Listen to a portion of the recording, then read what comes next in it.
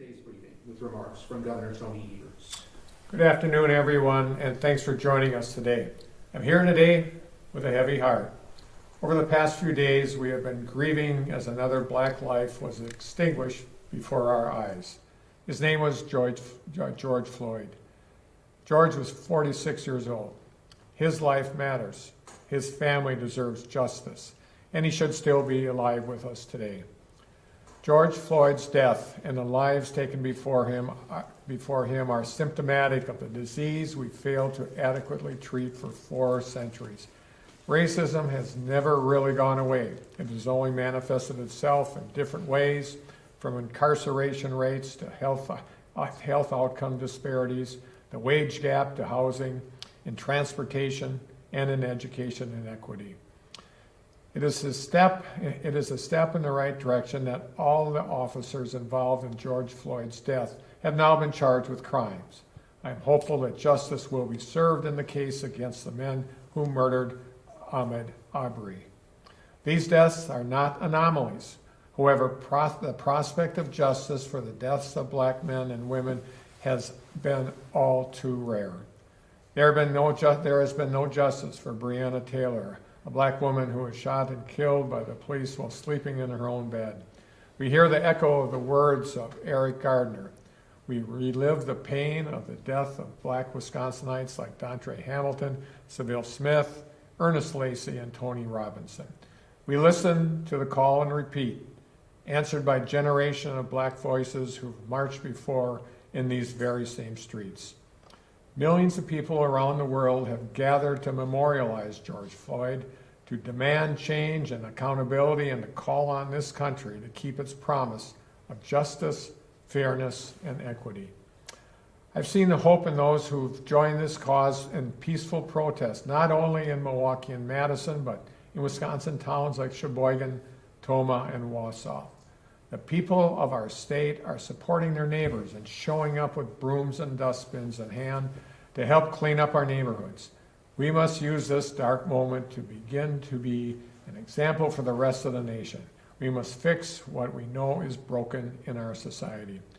We must intentionally address and dismantle individual and systemic racism, discrimination, and bias. Earlier this week, I called upon the legislature to immediately pass Assembly Bill 1012 that would reform our use of foreign policies by prioritizing preserving life and minimizing the use of force, and send it to my desk for signature.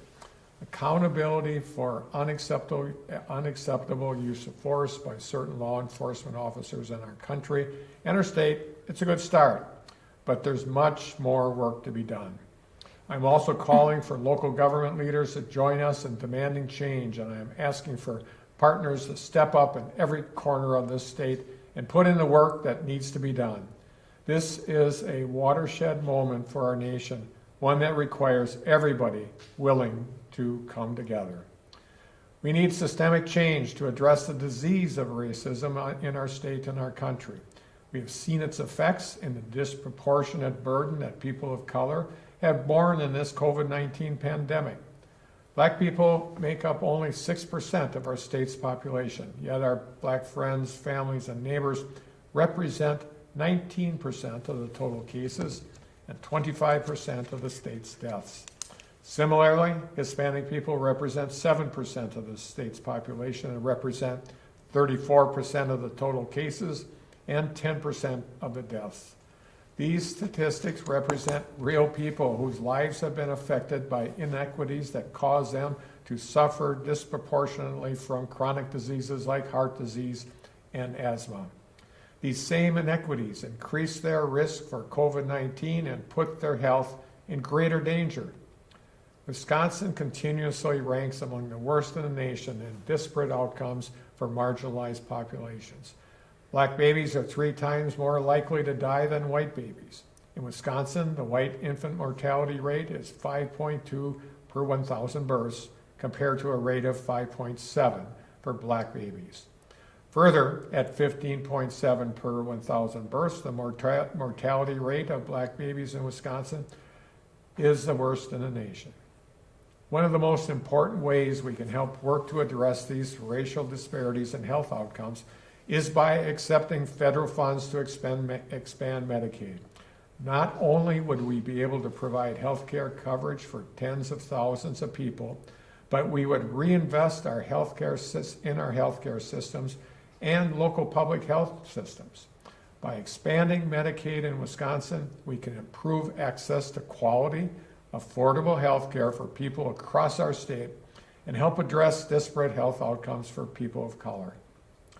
And at a time when our state and local governments are dealing with budget shortfalls, where Main Street is struggling, where more and more of our neighbors are underemployed or out of work entirely, and where all too many families are experiencing housing insecurity and food insecurity, expanding Medicaid makes good financial sense too.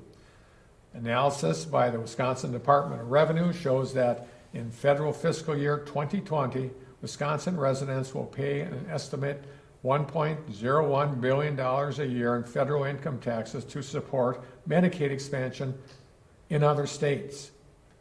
Wisconsin residents experience no financial benefit or return for this spending, and they can expect to pay this amount regardless of whether the state chooses to expand Medicaid coverage. It is unconscionable to me that we are leaving these funds behind in Washington, D.C., instead of using our tax dollars to improve health outcomes for folks in Wisconsin.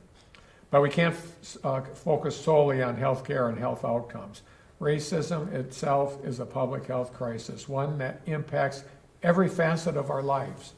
1 in every 3 black kids in Wisconsin live in poverty, a rate that's 3.5 times higher than that of white kids. Black Wisconsinites are more than 11 times more likely to be incarcerated than their white counterparts. In Wisconsin, 85% of white adults aged 25 to 54 are employed, compared to only 61% of black adults in the same age group. This disparity in employment of prime age workers is the worst in the nation. Black Wisconsinites are nearly 3 times more likely to be unemployed than white Wisconsinites, which is the worst unemployment disparity in the nation. The median annual income for white households in Wisconsin is just over $59,500, a little more than twice as much as the median income for African American households, which is $29,000. We also see the disparity in housing, where more than 70% of white families own their home, compared to just 27% of black families in Wisconsin. To say it bluntly, these statistics are sobering and they are devastating. Just like we cannot look away from police brutality and the killing of black men and women, we cannot look away from the reality that inaction, indifference, and institutional racism has harmed generations of black and brown Wisconsinites. This cannot be who we are any longer. We must act. And now, before Secretary-designee Andrea Palm gives her COVID-19 update, I'd like to let you hear from one of the healthcare workers on the front lines, Dr. Patricia Golden, Primary Care Medical Director at Ascension Medical Group in Milwaukee. Dr. Golden, take it away. Thank you so much, Governor Evers, and thank you for your words. I want to thank you so much for the opportunity to discuss Ascension, Wisconsin's response to the COVID-19 pandemic. Ascension, Wisconsin's mission calls us to those who are most vulnerable. Early on, we understood that quickly identifying cases would help to immediately isolate patients and prevent the spread of the virus. Our next step was to set up testing tents throughout the state. It was critical that all communities had the opportunity to receive testing, providing us essential information to trace the spread of COVID-19 throughout our state. That led us to open 22 testing tents across Wisconsin, from Racine to Eagle River, from central city to suburbs to our most rural communities. Our teams constantly adjusted our screening and testing processes to follow the CDC and Wisconsin's DHS's guidelines. In addition to these 22 testing sites, we recognized the need to go a step farther. Keeping our patients, our associates, and our community safe was the driver behind our decision to open up respiratory clinics. We developed 15 clinics designed to provide a controlled and safe environment for our patients and our healthcare staff. Establishing these designated care sites allowed Ascension, Wisconsin to effectively isolate patients with cold and flu-like symptoms from patients without symptoms. Science tells us that one of the most effective ways to understand and contain a pandemic is to have an effective testing strategy. Looking back over the past few months of this pandemic, our testing protocol has reinforced this data-driven principle. Armed with this knowledge, we have collaborated closely with our public health colleagues to develop a better picture of the epidemiology and course of this disease. By recognizing the need and acting quickly, Ascension, Wisconsin took the lead in community-based testing. Working with our health system counterparts, community health clinics, and the National Guard to build on what we've learned, has supported further expansion of testing capabilities statewide. We are all in this together. We are stronger together, and we all benefit from sharing our collective expertise and strengths to care for the communities we are privileged to serve. Thank you so much. I'll hand it over to Andrea. Good afternoon. Thank you, Patty, and the staff at Ascension. You all have done tremendous work, and we are really, really grateful for your efforts to expand testing. To build on what Patty just said, I want to reiterate the importance of testing. Testing gives us vital information to guide our recommendations and plans as this pandemic progresses, and testing also gives you vital information about your own health and safety. Please, if you need a test, get a test. If you're experiencing any symptoms of COVID-19, or if you have been exposed, call your healthcare provider to get a test. We also continue to update our DHS website with locations of community testing around the state. I want to acknowledge that the challenges we face today go beyond COVID-19. We cannot ignore the tragedy of George Floyd's death and the outpouring of grief and understandable anger that have followed. Racism has no place in our society, and it impedes our mission at DHS of health equity and optimal health for the residents of Wisconsin. Please, if you plan to protest, do it as safely as you can. Wear a mask, stand 6 feet apart, and wash your hands whenever you can. At DHS, our mission is to protect and promote the health and well-being of Wisconsinites, and that means we must speak out against racism and work to change the systems that have led to the health inequities we see in Wisconsin, including the disparities we see in our COVID-19 numbers. In terms of our numbers, here is where we stand today. We have 61 active labs running COVID-19 tests in Wisconsin with a daily lab capacity of 15,418 tests. We have 291,367 negative tests, which is an increase of 11,656 over yesterday. There are now 19,892 confirmed cases of COVID-19 in Wisconsin, which is an increase of 492. Our total deaths have now reached 626. COVID-19 is still prevalent, and it is still spreading in our state, and I know this situation wears on people. We talk a lot about being partners, about working together to stay safe during this pandemic. And it's true that we are all in this together, but that does not make it any easier. What we need to do to stay safe is difficult, but it is incredibly important that we stay the course and continue to follow the best public health guidelines. We talk at these briefings about staying home, about limiting your essential trips, and practicing physical distancing. These are important general guidelines. Another helpful guideline is to wear a mask or a cloth face covering if you can. We do recommend wearing a mask when you're out in public, especially when physical distancing is difficult. And we also recognize that some people do not feel safe wearing a mask covering because of fear of discrimination, or they are not able to because of a medical concern. It is important not to judge each other for not wearing or for wearing a mask. It is also important to keep in mind that a mask does not replace physical distancing. We still need to practice physical distancing whenever we can.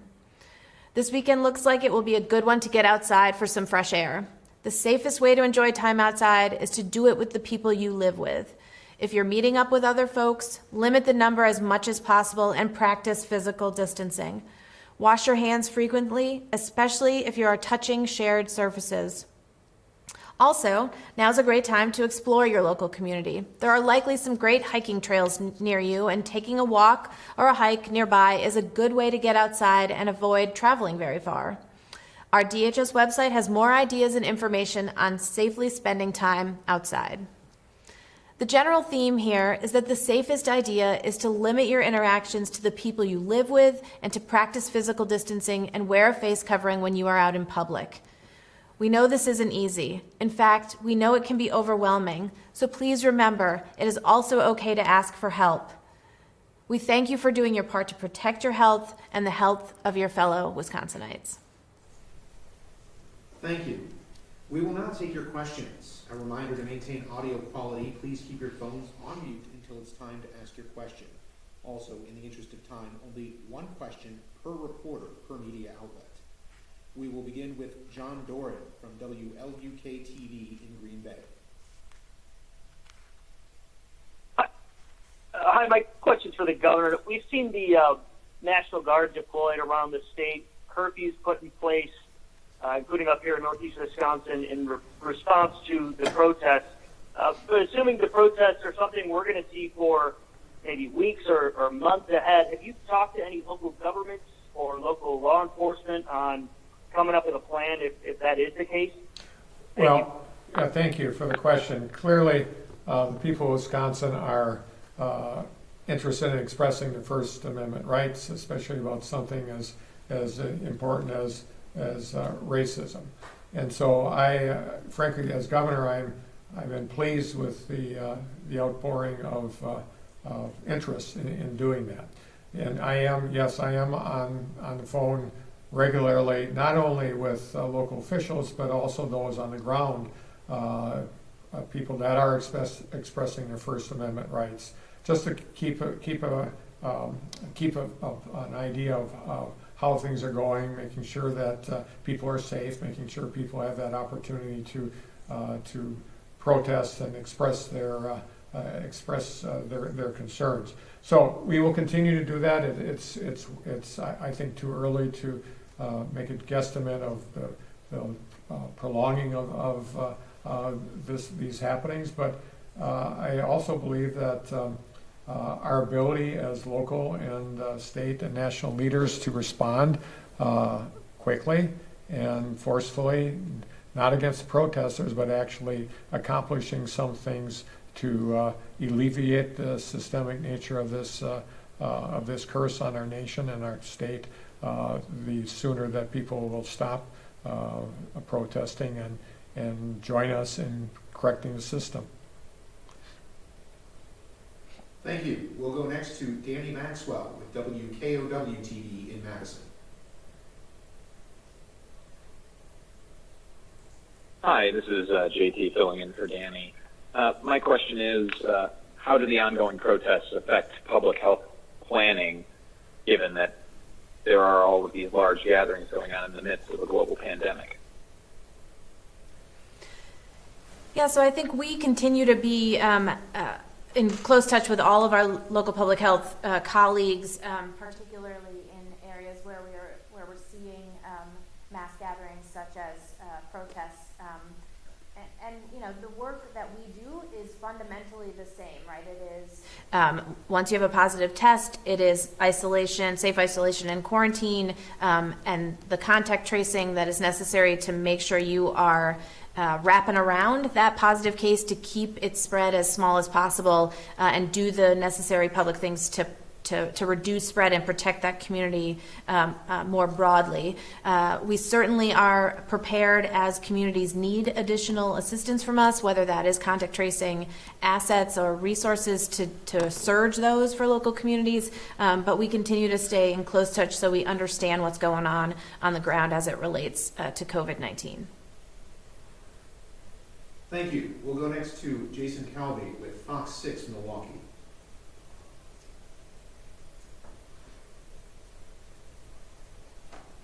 Good afternoon. Thank you for taking my call. This question is for the governor. I appreciate your time here. On the bill you proposed, the legislature is out until January, so how will that bill actually help? Well, that would help if we're trying to arrange a conversation with the legislative leaders to see if it's possible to act on it before then. But right, it isn't going to help if we wait until January. So I think there's some opportunities. Hopefully we can make that happen. But we're trying to set up an appointment as we speak. Thank you. We'll go next to Bill Leaders with the Progressive.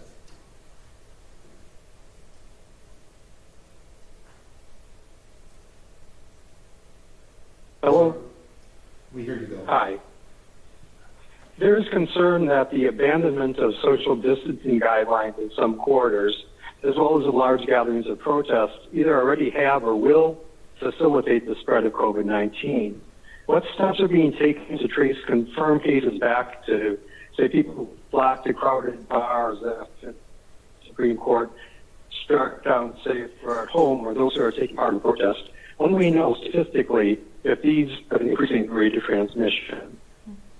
I'll let Dr. Westergaard speak to the statistical piece of that. I think, right, fundamentally, contact tracing is about understanding who you've been in contact with. And so that interview naturally surfaces places you have been, people you have been in contact with, locations, the context. Was it a large gathering? Was it a few people? And so our contact tracers are trained to do that kind of work and ascertain contacts. And we will continue to do that. You're right that certainly lack of social distancing and large gatherings facilitate the spread of COVID-19, and we are doing everything we can to support our local public health in doing the work that is necessary to stop the spread and minimize the number of folks that a positive case infects moving forward. I don't know, Ryan, if you want to say any more about the statistically significant piece of this. This is Ryan Westergaard with the Division of Public Health. I'd say that the data that we collect to inform that come through as the Secretary said, the contact tracing process, where we systematically ask people, both individuals they've been in contact with and events, public spaces and activities, which would include the protests. So whether we determine that the participating in protest as a strong signal for increasing the risk of contracting COVID-19 is going to emerge in the weeks ahead. Whether there's a strong signal there doesn't really matter with our response. Our response right now needs to try to keep everybody safe proactively, which is to understand that when people are out, they need good information about how to keep themselves safe, which are the things that we've said during this briefing and all along, which is wearing masks in public and keeping physical distance. So the data will be able to tell that story, but we're not going to wait for the data to analyze the data before trying to get it and do our prevention messages that we do. Thank you. We'll go next to Casey Nelson with WTAQ Radio in Green Bay. Hi, thanks again for taking the call. Just looking statewide at the numbers, the last few days they've been pretty even, pretty steady. Is there any perception or any idea that we might be kind of working our way out of the woods here, maybe heading down towards a bottom with the numbers of COVID cases across the state? Thanks. So I think one thing we certainly know, Casey, is that this disease is still prevalent in communities, that it is still spreading. You can see that in the hundreds of positive cases we are getting on a daily basis. And while, to your point, we have certainly together as a state done a really important and good job of flattening the curve, we certainly want to see it going in the right direction, which is decreasing numbers of cases. We have, as you suggest, seen good positivity rates, percent positive over the last week or so, and that is certainly encouraging.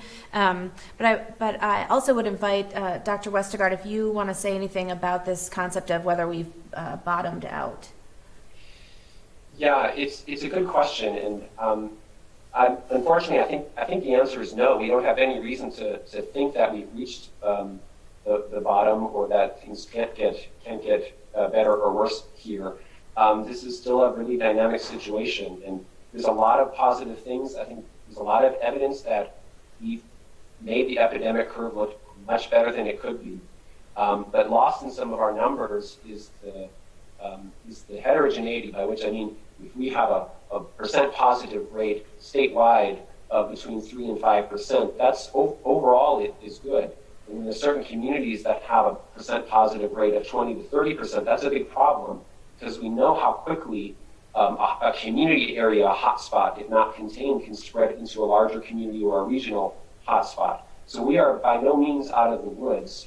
We're pleased that the numbers are not higher than they are, but they're at a level where we need to be really vigilant and really aggressive in trying to understand where these hotspots are, particularly heavy hit communities and particularly congregate living situations, jails and nursing homes. So I don't think until we really have a very low level where infections in those settings are rare, I don't feel like we're going to feel like we're anywhere close to being out of the woods. In fact, we need to really double down now to make sure that the number of facility investigations have all the resources they need to prevent them from spilling out into a wider community or regional epidemic. We'll go next to Scott Bauer with the Associated Press. Hi, this is Todd Richmond standing in for Scott. Can you hear me? Yes.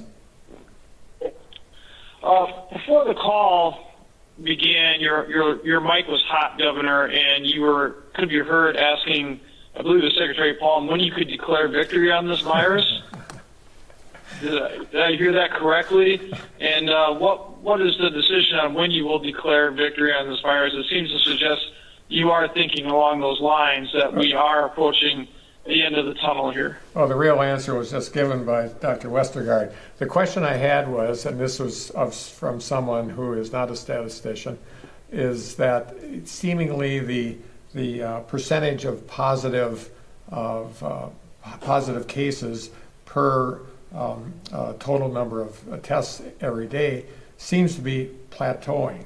And if we are going to make a judgment, that being a green dot, then that would mean that there has to be a downward trend. Well, if it's alternating between 2 and 3, 3 or 4, 4 and 5, whatever, that's going to be difficult to find a downward trend in that case. And so my question to her was, so what do we do? Do we assume at some point in time that if it's a flat line that's a downward trend or not? And she suggested that we wait to hear from Dr. Westergaard, which we just did. We'll go next to Mark Stevens with CBS 58 in Milwaukee.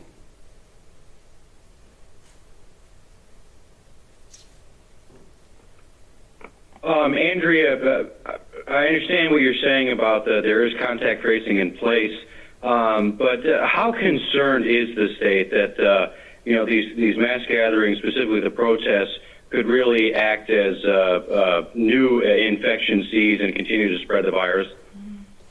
Yeah, I think as we have said throughout this, right, it was the rationale for limiting our contact with other people, right? That is how this virus spreads until there is a vaccine to prevent the virus. And so any type of large gathering, particularly ones indoors, are a significant risk for the spread of the virus. And it's why we are encouraging folks, and why my opening remarks encouraged folks who are going to protest to do it as safely as possible, to wear a mask, to throw your hand sanitizer in your backpack when you go, to make sure that you are practicing physical distancing as much as you can in these settings. But I think that it certainly is a risk, and as Dr. Westergaard just talked about a minute ago, the data will tell us how much spread we have seen or will see in the coming weeks as we start to do that contact tracing and start to ascertain from the interviews that we do what kind of contact people have had and what are the kinds of things that are spreading this infection. We'll go next to Sari Lesk with the Milwaukee Business Journal.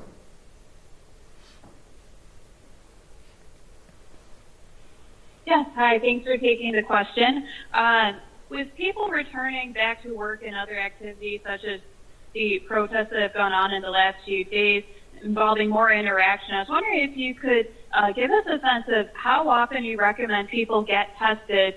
And I'm also wondering, in that, what are the numbers showing us on testing? Do they at all reflect the same person being tested, or are these numbers for one test per individual? The test results we do report are people. Whether there are folks who have received multiple tests is certainly a possibility, and I will tell you, when it related to some of our outbreak testing work that we have done, we have tested people multiple times, either to make sure that the spread has stopped, or to ascertain additional positives to take necessary actions to stop the spread. So there certainly could be people reflected in our totals who have had multiple tests. Dr. Westergaard, do you want to add anything here?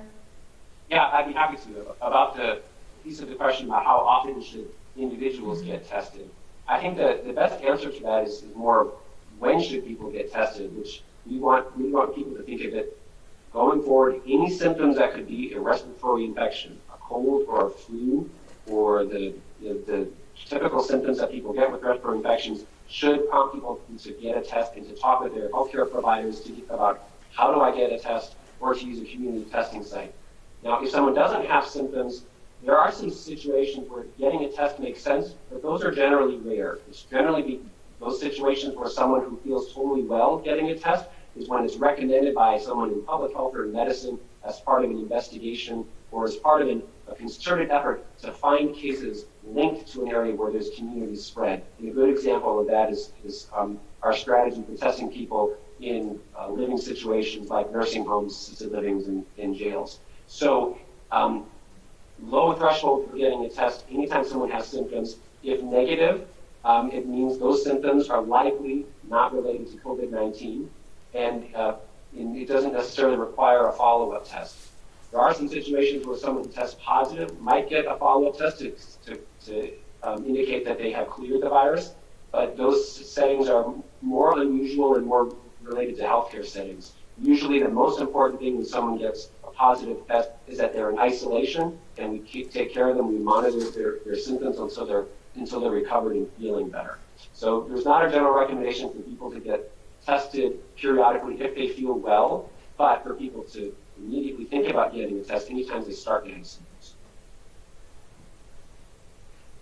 We'll go next to Katie Anderson with WBAY TV in Green Bay.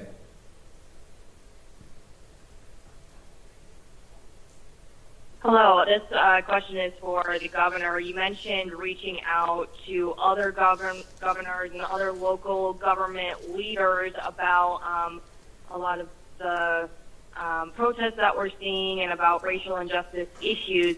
Have you actively reached out to any minority community leaders on how to work together on social justice issues?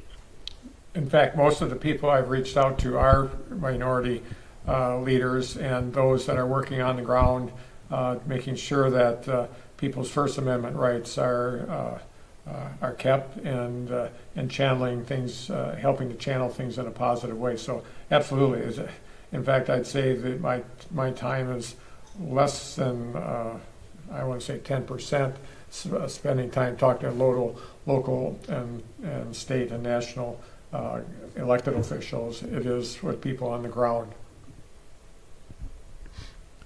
We'll go next to Sean Kirkby with Wisconsin Health News.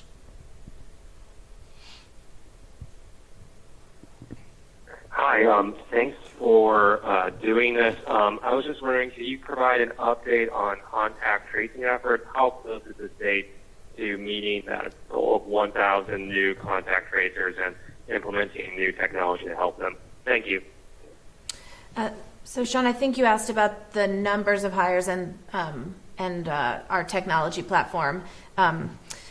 So we have about 400 state employees who have been redeployed and continue to do work to support local public health in needed contact tracing efforts. We have brought on board 100 LTEs, 30 of which are bilingual in the first tranche of our effort to scale up contact tracing.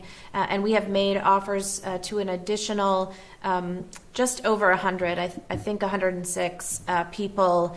And those offers are in process of being accepted, and we anticipate onboarding those people in the next week or so, again, to go through training and be ready to push out into the field and support our local public health folks when they need assistance from us as it relates to contact tracing. The numbers in the second round of those who are bilingual was much higher than the 30 in the first round. And if you want that number, Sean, we can get it to you, but I can't remember it right off the top of my head, but it certainly was a significant number of that second group of hires that we just made. As it relates to the technology, we are doing some configuration and integration. We are doing some pilot testing to make sure that we see and identify any issues or glitches or things that need to be ironed out before we take it to scale and move it out into use more broadly in a community testing site, for example, or in other places. And so we continue to make progress and work our way through a system that will partner that will pair with our existing infrastructure to be able to handle the kind of volume that we are seeing and that we anticipate seeing moving forward. We'll go next to Steve Prestergaard with the Platteville Journal. Thanks for taking my question. The Madison Catholic Diocese has announced that it is either going to, or at least has threatened to sue the city, Madison and Dane County about their bans on gatherings of more than 50 people, which are patterned on the state's guidelines. And I'm wondering, because of that and because of what's happened with the protests that have been very large in some places, if the state is changing its mind at all about basically saying that churches really shouldn't have that many people together because of the possibility of spreading the virus. Thanks. Well, first of all, it's not a state call. The Supreme Court decided that a few weeks ago. So the possible lawsuit is actually other litigant is Dane County, who has decided to set a limit themselves with the people that are for the people and institutions that are within Dane County. So unfortunately, I can't answer that question, but certainly, do we think that it's still true that if you get a whole bunch of people in a pretty enclosed place, that the chances are for spreading the virus is higher? Absolutely. I mean, that's common sense, and we're not going to walk away from common sense. We'll go next to WISN TV in Milwaukee.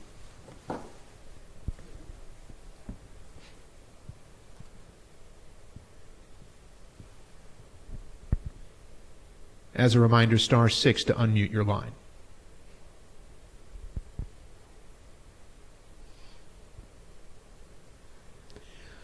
We'll move on to Riley Vetterkind with the Wisconsin State Journal. Hi, thank you for taking my call. This is for Governor Evers. This past week, we've seen obviously quite a bit of unrest in Madison and other parts of the state, especially during nights when there was a heavy law enforcement presence at these protests with plenty of tear gas and pepper spray. Do you think it was helpful to deploy the National Guard to assist with the protests, or do you think it was a step that may have led to further escalation between protesters and law enforcement?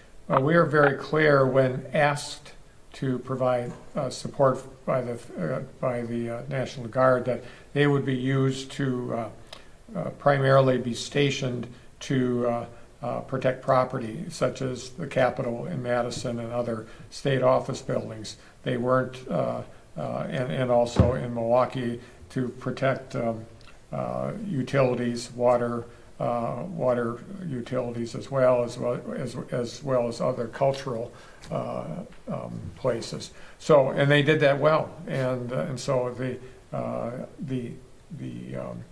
Guard, I think, has done exactly what we asked them to do, and the issue of there being at times some nature for law enforcement to intercede. They do that with the guidance of the leadership from the local municipalities. I have to say, and I know it's important to understand how there are people that act in unlawful ways, but there are vast number of people who are protesting peacefully. It's their First Amendment right, and we can't take that away from them. In fact, we encourage them to get out and let people know how they think about this issue. We'll go next to Jessica Van Egren with Up North News.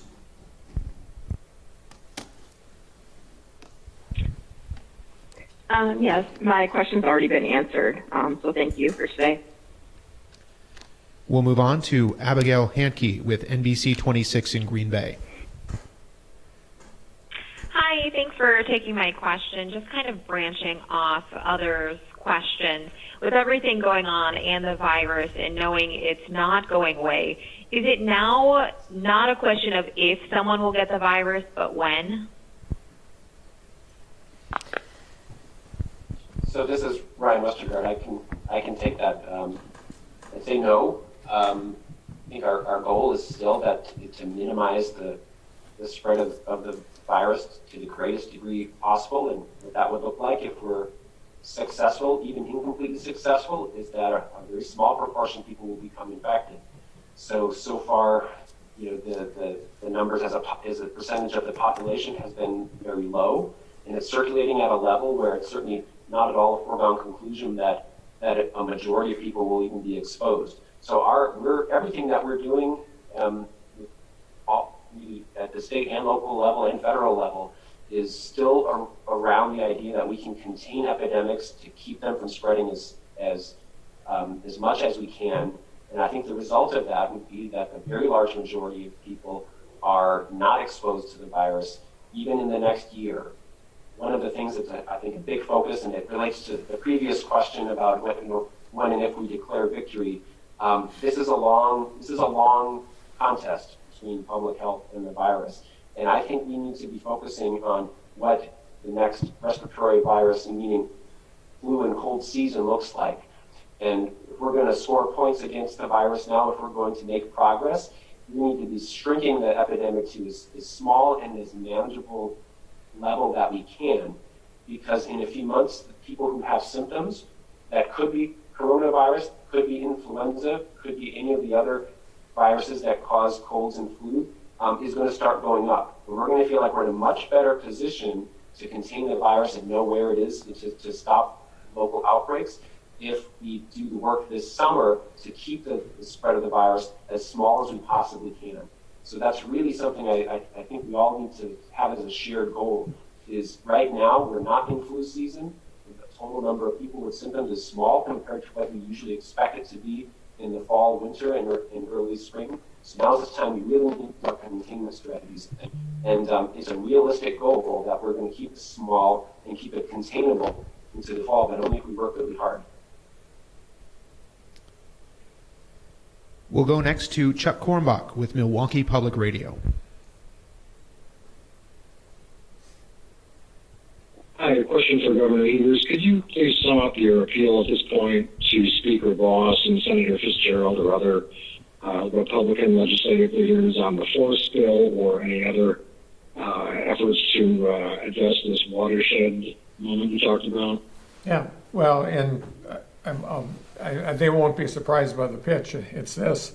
We have an opportunity now to fix some wrongs that have been long-standing for decades, and people of Wisconsin have a great interest in having us do that, and We have a bill out there right now that will deal with one small issue, but an important issue about use of force. And let's get together and see if we can accomplish something. I know the election is coming up. I know that's very important to all of us as a state and to individual members of the legislature. But this is a watershed moment. There are probably many things we can accomplish on behalf of the people of Wisconsin that will make lives better for folks that struggle due to systemic racism. We go next to Stephanie Hoff with WisPolitics.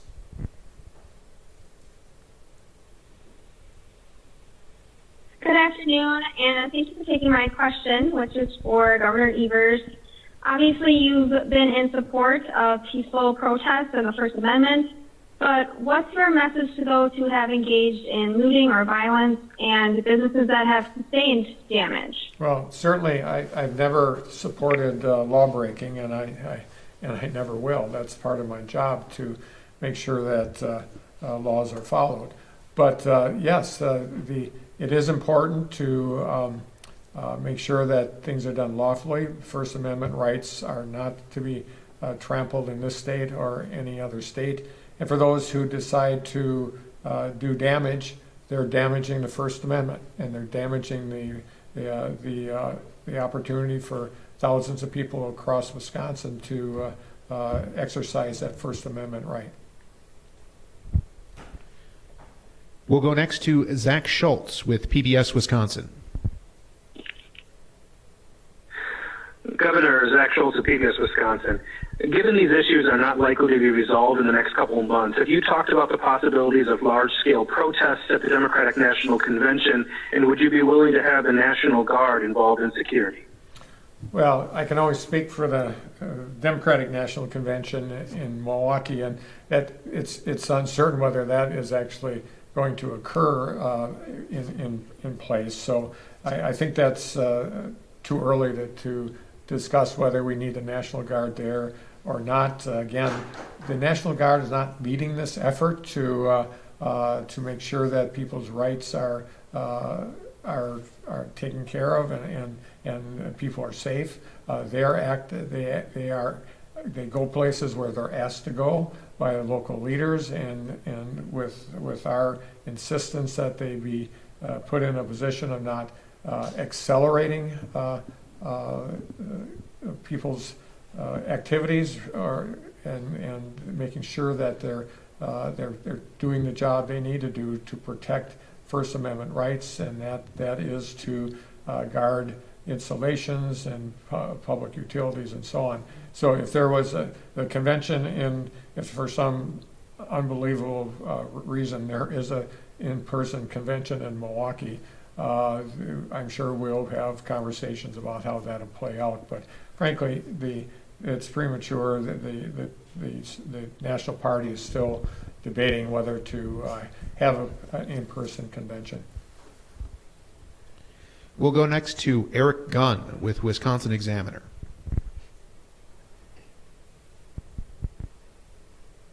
Hi, thank you for taking my question. It's kind of a complicated one. Probably most suitable for Dr. Westergaard, but whoever else is appropriate. We've already heard discussions about possible spike of infection traceable not just to the protests of the last few days, but to the last couple of weekends in May, when a lot of people flooded parts of the state that are very popular for vacationing and tourism, resorts, and so on. How soon, number one, how soon might we see shifts in infection rates that might be attributed to those kinds of gatherings? And secondly, if you get people traveling from one part of the state to another part like that, and then going back home, and they don't get sick until after they've been in a crowd somewhere up north where they've been exposed, does that infection end up getting imputed to their home county rather than technically the county where they first may have contracted the virus? Sure, I can take several questions there. The first one about the timing. When would you see a reflection in the epidemic curve? So what we know about the virus in terms of its incubation period, meaning the time between getting exposed to the virus and showing symptoms, is about on average 5 days and as short as 2 days. If someone gets tested the moment they start getting symptoms and the laboratory has a turnaround time of 2 to 3 days, that would be another day. So we're thinking about a week probably would be the average time. The outer bound of the incubation period can be about 2 weeks. So that's generally what we've said. We measure the data that we're seeing today in our new cases could have been the last 1 to 2 weeks of transmission activity in the community. So there is a bit of a lag. The second question was about, I don't recall. Can you say that part again? Where are this is Governor Evers. The question was where, if someone is someplace else and they're infected someplace else and then they come home and then they're determined to be COVID-19 positive, which county gets the blame? That's right. Thank you, Governor. Sorry. That's right. The way that we collect and report data is by county of residence. So the data get reported to the person who has the positive test. It goes to the local health department where their main residence is. The contact investigation or the case investigation then would explore where they have been, what other parts of the state or what other parts of the country, including their travel history. But in terms of the way that we report the data, it's by county of residence. We'll go next to Nate Phelps with Spectrum News 1.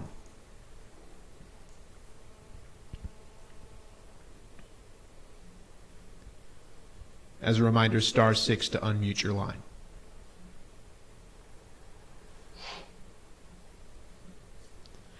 We'll move on to Bob Haig with Wisconsin Radio Network. Hi, question for the governor related to the legislation on policing you requested this week.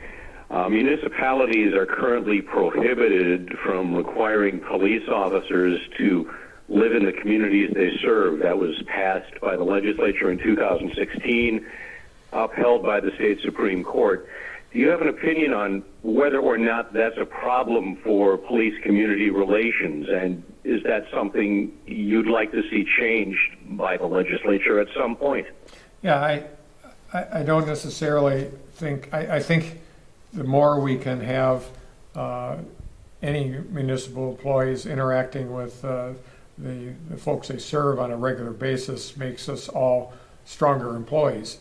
That said, I also understand that where a person lives has some legal and moral right to it, and that people should be able to live where they want to live. So it's a balancing act, Bob. In the perfect world, I would hope that municipal employees would be living in the municipality that they serve. We'll go next to Mason Dowling with WAOW-TV in Wausau.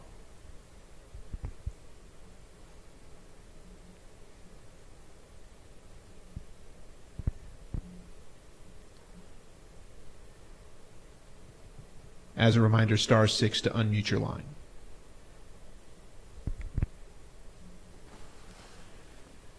We'll move on to WSAW-TV in Wausau. Hello, this is Emily Davies. I wanted to see if I could get an update on the situation with the CDC coming in and bringing investigators for new cases of COVID-19 and people who have already contracted it, and where that stands at this point. So there have been a few CDC field teams who have come to assist with local investigations in the Milwaukee area and in the Green Bay area. And they've had various levels of various areas of specialization. Some were in occupational health. Some they conducted a household transmission study. The specific question about reinfection that you might be referring to is a investigation that's run by CDC nationally. There aren't investigators in Wisconsin working on that, but we did at the State Health Department communicate the desire of CDC investigators to collect possible instances of reinfection. And that's something that's really unknown is the degree of someone who becomes infected and then recovers, how long are they protected, if at all, from reinfection? So they're very curious to understand the biology, the virology about that process. So it's an early investigation. They're collecting cases. To my knowledge, we haven't had Wisconsin cases that have been connected with them, but it might have happened. So we're really facilitating that research on a broad level. But it wasn't a specific team that was visiting Wisconsin to study that. Our last question today will come from WISC TV in Madison.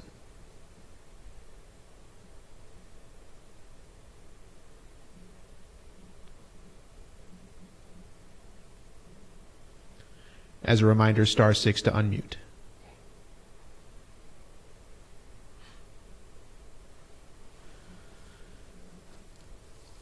With that will conclude today's briefing. You can find more information on the COVID-19 and outbreaks and investigations pages on the DHS website.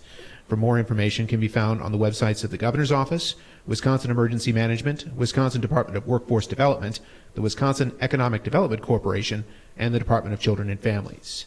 Thank you, and have a good afternoon.